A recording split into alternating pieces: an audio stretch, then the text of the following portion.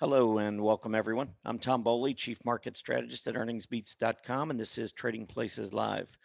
It is Monday, July 19th, 2021, and I'm pre-recording this Trading Places Live for Tuesday, July 20th.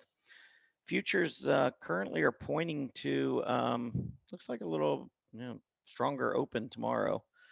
Um, Currently, right now, I'm showing Dow futures up 157 points. S&P 500 futures up 17.5 points, and NASDAQ futures up a little bit better, up about 71.5 points, or almost 1/2 of 1%.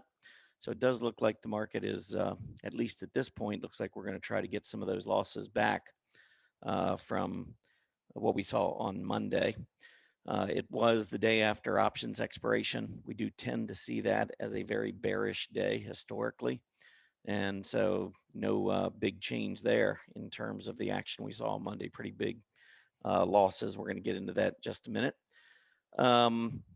Before we do, let me go through the agenda with you. So we're going to start off with the daily market recap. Then we'll get into talking technically. Then a segment called buy or sell. I'll go through some charts and tell you whether I'd be a buyer or a seller. Then earnings spotlight and the three you must see. Before we get started with all of that, though, let me take you over to earningsbeats.com. Once there, you can subscribe to our free Earnings Beats Digest newsletter. Simply put in your name, email address there, hit the subscribe button. This is a 3 times a week newsletter published Mondays, Wednesdays, and Fridays before the market opens. And it's completely free, no credit card required, and you can unsubscribe at any time. Taking a look at the action from Monday, so your daily market recap. It was an ugly day. Really from the beginning, we did see some pickup late in the day in the afternoon session, but early in the morning it was all bears. Dow Jones Industrial Average finished down 725 points. We were down more than 900 points at the low. The S&P 500 down 69 points, or about 1.6%. That was a little bit better than the Dow's 2.1% loss. And then the best of all was the NASDAQ, which dropped just a little over 1%, falling 152 points. But that did take these three key indices below the 20-day moving average. And in the case of the Dow, actually took it below the 50-day moving average. So now we'll be looking to see some prior lows and see whether they hold. Mid caps and small caps didn't hold recent support levels, though. Mid caps down about 1.75%, failing to hold the low that we saw in June. Small caps down almost 2% on the day and challenging the lows we saw all the way back in March, toward the end of March. So small caps really struggling on a relative basis. As far as the sectors go, energy hardest hit. Crude oil prices tumbled on Monday. They've come down quite a bit since hitting that $77 per barrel level. And as a result, you can see energy taking a big hit. It's been a pretty bad month here in July.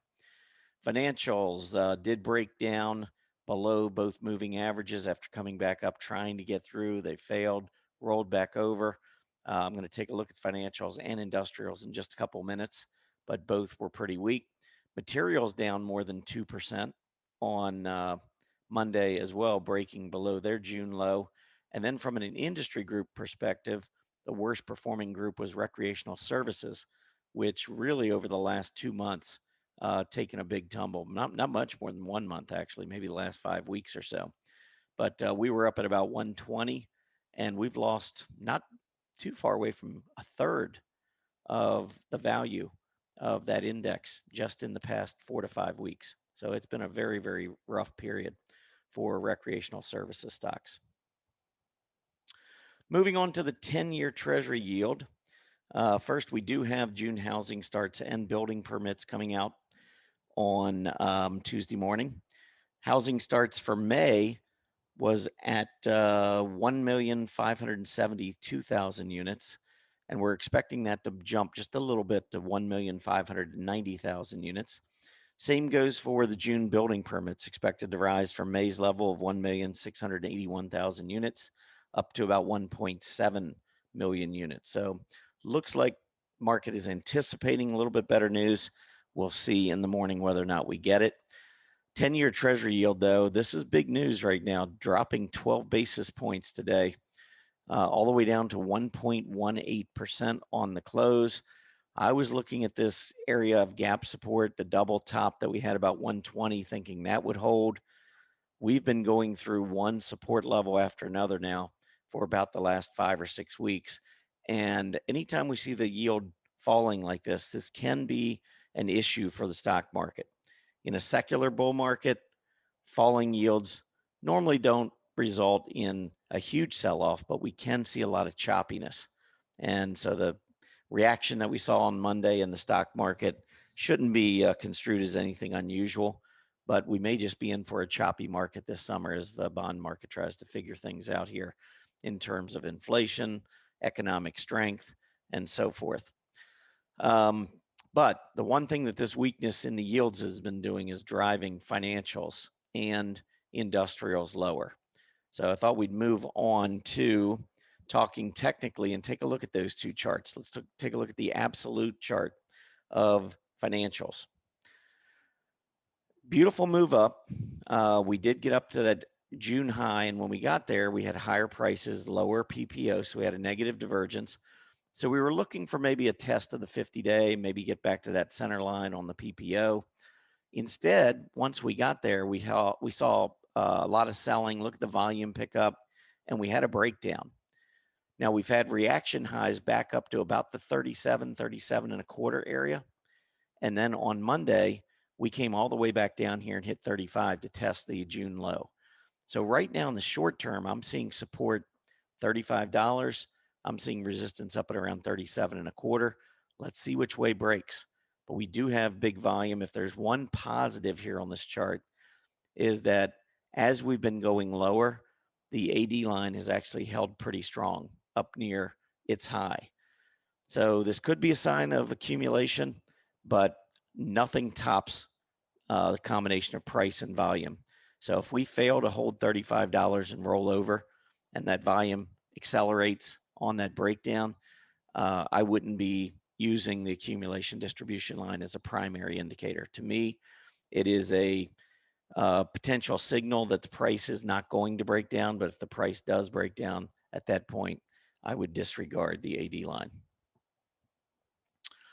All right, let's pull up the XLI. Very similar looking chart. Went down to that low in June at about $99. Notice on Monday, we went right back down, challenged it, 98.77 on the low. Actually put in a lower low, but came back up and managed to hold support at the close. So this very well could be a bottom, a double bottom, sideways consolidation after an uptrend, and ultimately breaking out to the upside. That would be the bullish story here. The bearish story, obviously, would be that this is just simply a precursor to an actual breakdown. And that's what we'll be watching for in the coming days. Do we break down? Can we hold on to 99? And I would say at this point, the number I'd be watching for, you can see that close was 99.30. We have a close over here at 99.30 and nothing beneath that on a closing basis. So I would say that 99.30 level right about there on these crosshairs here. But right about 99.30, you want to watch. Close below that level, I think would likely lead to some additional selling, technical selling. Whereas if we can continue to hold that 99.30, that could represent accumulation for another move to the upside. All right, one last thing. We talked about financials, talked about industrials. I'm going to show you the technology ETF, the XLK, because we came down. This one looks much stronger. You can see the AD, not the AD, the PPO line, very strong, pointing up at the most recent high. Normally, that means 20-day tests hold as support. Well, we went down today, tested it, went well below it, came back up and closed just below the 20-day. So got down to, well, we closed at 148.23. 20-day is 148.47.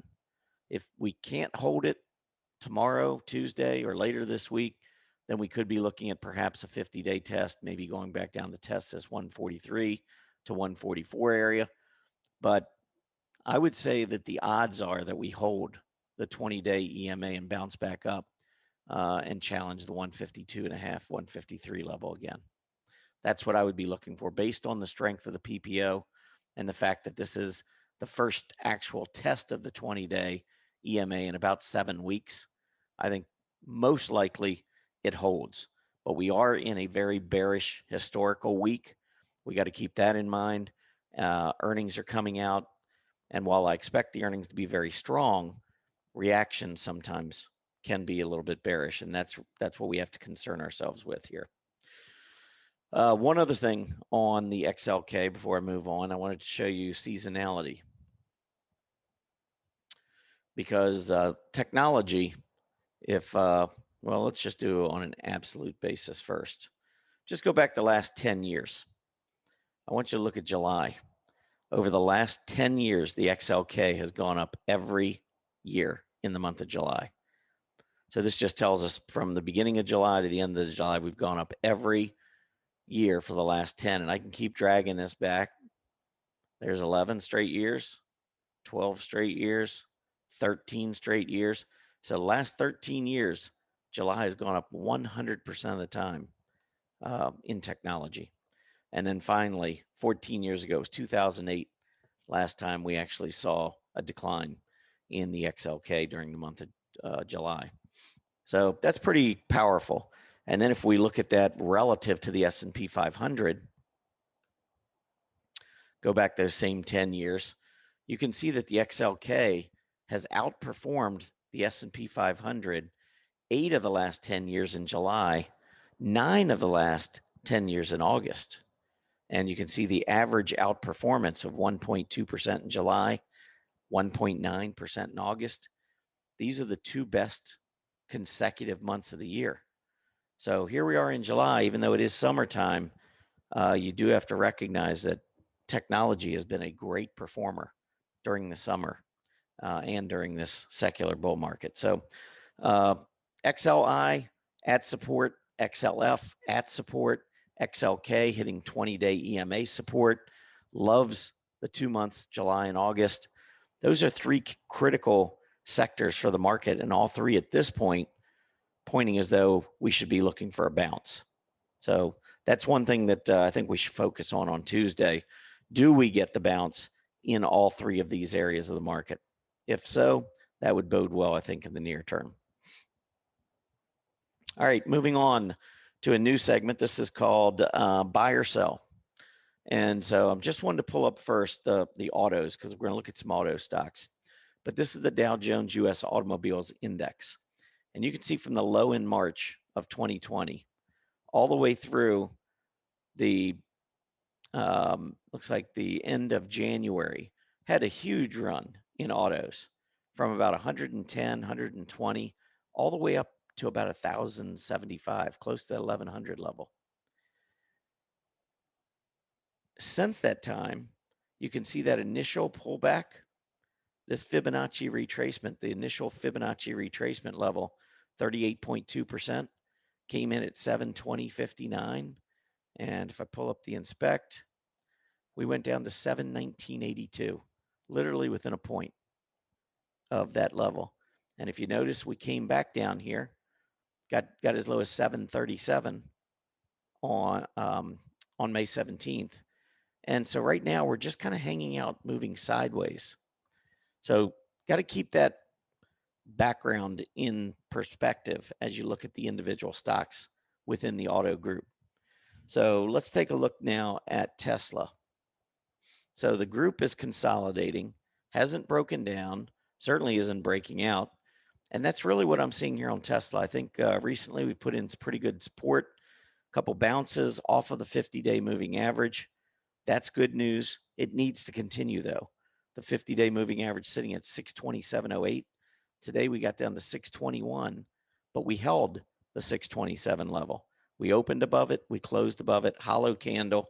And if there's one really encouraging sign on Tesla to me, is that even though we topped in January and we worked our way lower, the AD line has stayed right up near the high.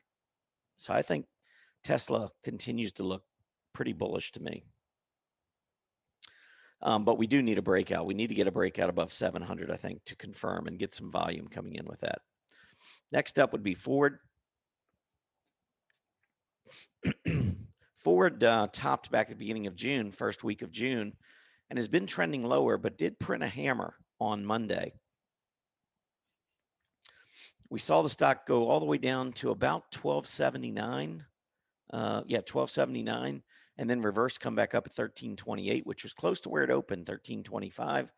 That's basically the definition of a hammer, or maybe even looks a little bit like a long-legged doji, or actually this is a dragonfly doji, where you've got a long tail to the downside and your open and close are both near the top, near the high. That's a pretty bullish short-term reversing candlestick. Now, I'd feel better if it was at a key support level. I guess maybe we could be looking at this as gap support. If I annotate this for you. So right here, this is where we had closed back toward the end of May. And you see the volume coming in on these gaps. We never went back and filled this gap until Monday's low at 1279. Now, I'm going to go ahead and come out of here because I want to see where that gap support level was.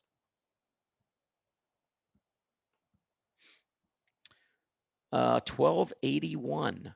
So we went from 1281 to 1645. And over the last 5 to 6 weeks, we worked our way all the way back down to that 1281 level, hitting a low at 1279.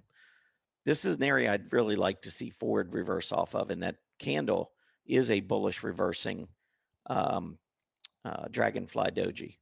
So that does look like we'll get a reversal back to the upside. Can we get back through 14? That remains to be seen, but that would be the first thing I'd look for on Ford.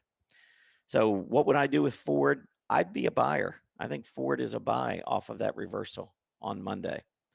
So I think Tesla remains a buy. I think Ford is a buy on that reversal. And then let's take a look at General Motors. GM also putting in, this is more of a hammer than it is a doji, but look at the support where it hit these recent lows. If I draw this up for you and we draw the line go across here, you can see the low that came in May. This would have been May the 12th. That closed, I don't know, around 53.5 or so. Today got down as low as 52.63, but we closed at 54.18, holding onto that support after it looked like we were breaking down intraday. That to me is also a reversing signal. I'd be a buyer of GM. So all three of these auto stocks to me are buys. And I would say GM and Ford, based on their candlesticks, maybe even more so than Tesla. All right, how about some retail stocks, buy or sell? I've got these from different retail areas, but let's look first at Burlington. So Burlington, I think at this point, I would be a sell. I like the stock. I like the uptrend. I like the sideways consolidation, but we just broke to about a 4-week low and volume was picking up. I think maybe we go down and test 300 at a minimum and possibly get all the way back down to about 280 or so, which is where we broke out from. I don't know if we go all the way back down there, but I wouldn't be surprised maybe to see another 2 or 3% off of this close on Monday. So I think Burlington in the near term would be a short-term sell. But I think longer term, we're going to eventually come back up and make that breakout over 340. Amazon. Amazon, I'd be a buyer. We closed almost right on the high after selling off for the last 5 days. Also, if you notice, this is about where we broke out from, right around 35.50. So I think coming back down, testing this area, sets up a nice opportunity in the short term for a bounce. So I would be a buyer of Amazon. How about Ulta? Ulta was a little tough one. Volume picked up, did bounce off of its low, but it looks like it closed beneath these prior lows. This one's tough. I like the AD line. Let's look at the relative strength. It's just not really doing a whole lot. I guess in the short term, I'd probably be a seller unless we can get back up through that gap resistance in the 50-day moving average. I think maybe we make a move back down close to 300. At that point, I would be a buyer on Ulta. Chewy. Nice reversal on Chewy off the 50-day moving average. It was starting to show strength, pulled back, gap down. Looked like maybe we were breaking down, but on good volume, nice solid hollow candle. $7 from low to the close. Looks to me like maybe there was some market maker participation on the long side. So I think short term, we're going to run up to about 86, 87. See if we can get through that level. I'd be a short term buyer. Urban Outfitters, URBN. Oh boy. I think we got to see a little bit more weakness, maybe down to the 34, 34 and a half level. But I think if we get down there, I'd be a buyer of Urban Outfitters. This is a stock went up from January through March. The first quarter was solid and really just been consolidating since. I think you got really good support around 34. Closer you get to that level, I'd be a buyer. Next up, Macy's. I think we're at a key support area right around the 16 level. Maybe we go to 15, but 16, we've bounced off of that a few times. So I'm thinking 16 is where we would want to pick this one up. Recently, highs up near $20, 21 back in March. So I'm going to say 20 to 21 be the target in time, and maybe watch a stop around that 15 level, anything below 15. Kohl's, KSS. This one looks like it's broken down to me and rolled over below key support. We had gap support that was holding for quite some time. Went a little bit below, took one final move to the upside. Now we're rolling back over again. I would be a seller of KSS at this point. Last one, Nordstrom's JWN. I think Nordstrom's also is rolling over. We went a little bit below in June, below the prior lows, bounced one more time up to the 50-day, and now we're rolling back over. This one, again, looks like it's breaking down. Volume picking up. I would maybe look down to about the 29 level. That's where I suspect we'd like to see at least Nordstrom's begin to see some buyers show back up. All right, moving on. Let's take a look at the earnings spotlight next. Earnings starting to pick up again. IBM came out pretty strong revenues. Bottom line, $2.33 versus $2.25. After hours, the stock was up almost 4%. But this is a classic topping pattern on the daily chart on IBM. Rising, rising, rising. Gets to this final top. See how the 20-day moving average was holding? Get to this final top, higher prices, lower PPO, negative divergence. We reset back to the center line. Everything looks okay, and then we get a breakdown on heavy volume. So that candle right there changes the character of this daily chart from bullish to bearish, in my view. We haven't been able to get back through the 20-day. You've got price resistance around 142.5. Maybe with this gap up in the morning, we'll see if we can get through both of those levels. If not, I would be careful because we may see IBM just turn around and go right back to new lows. If we can get above the 20-day, above that 142.50 level and sustain it, start to actually build on it, then maybe IBM will have a shot to make a run back toward that 152 area. PPG. Haven't seen many companies miss earnings expectations. PPG did, though. Expecting $2.19. They came in at $1.94. Had worked its way prior to the earnings report all the way back down to test this top of gap support. It's down almost 6% after hours. So it looks like we're going to leave this entire 3 or 4 months here on an island. So we gap up off of an uptrend and then gap back down, leaving all of this as an island cluster. It's a lengthy cluster, but it is an island cluster reversal with tomorrow's gap to the downside. All right, let's maybe take a look at one or two more. CCK. Now, CCK in an uptrend had pulled back recently. They did beat $2.14 versus $1.80. Stock was up 4% after hours. So we are looking at maybe another $4 to the upside, maybe around the 105, 106 area. Can we get a breakout? I would be looking to see if CCK can open above 105.83. If we open above that level, I think we have a shot to make a run back toward the recent highs. If we open below that level, you'll want to be careful, especially if we finish poorly tomorrow after the gap up. How about Steel Dynamics? STLD.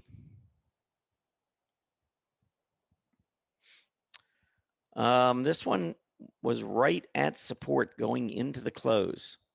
So you can see this low in June. We bounced, came back down. Looked like we were breaking down intraday, and then we reversed back to the upside. The after hours action down about 0.75%. So we're going to still be right about that support level based on the after hours. Steel Dynamics expected to report $3.36. They reported $3.40. Pretty good action there, but again, they are down a little bit after hours.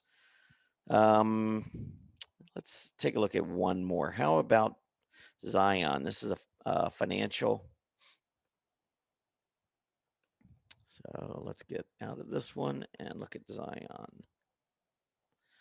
So this is Zion's Bank Corp. Don't like the breakdown that it had just recently. So you can kind of see the break or the breakout here in February. Gone back down. We've tested this $50 area a couple of times. On Friday, we closed just below it, and then we gapped down with heavier volume, broke down on Monday. Not looking very good. The stock is down, even though they had a blowout quarter. $2.08 versus $1.25. Was still down almost 2% after hours. So it looks like we're probably going to make a run back down here toward this gap support area. Don't know if we'll get down all the way to that point, but I wouldn't be comfortable with this stock until we can make a definitive breakout back above the 20-day EMA. So still got a lot of work to do here with Zion. All right, let's move on to the three you must see, and then we're going to wrap this up. I'm going to start with a couple of stocks breaking down. One, Bloomin' Brands. Don't like this false breakout up here. Nice volume. Looked like we were breaking out of sideways consolidation, and now we just keep drifting lower and lower. If I annotate here, I mean, it looks to me like there was quite a bit of support right around $26. And it almost looks a little bit like a head, or excuse me, left shoulder, neckline, head, neckline, right shoulder breakdown. If you look at that measurement, even just saying 32 to 26, I mean, we could head back down to about the 20 level, which would coincide with this low in January. I don't know if we'll go down that far or not, but volume increasing, losing this key area of price support just doesn't have a very good look. Next up is SIX, which is Six Flags Entertainment. Very similar looking chart to me with another increasing volume breakdown. This is in recreational services, which I pointed out has just been awful of late. Here was your support for May, tested it in June, started failing right here and earlier in July, couldn't get through the 20, rolled over, and now with a big volume break back down again. Seems to me like we're going to head back to about the 31 level. And the last one is MasterCard. So if we pull up MasterCard, this one hasn't broken down yet. I'm not going to annotate it, but you can see these recent lows around 354, 355. We really want to hold that level. If we don't, MasterCard could be in a little bit more difficulty. If we go back down and say get the 350 intraday and then come back up and close above 354, that could be a great short-term buy signal. So that's what I'd be looking for. All right, that's it for me. I want to wish everybody a great day on Tuesday. Hopefully these futures hold up and we get back some of those losses from Monday. Have a great day, everybody. Happy trading. Hey, Grayson Rose here with StockCharts. Thank you so much for watching. I hope you enjoyed that video. If you did, consider giving it a like down below, maybe leave us a comment, and if you're new to the channel, you can subscribe at the link up above. We're gonna bring you daily content from an incredible collection of technical analysts and financial experts.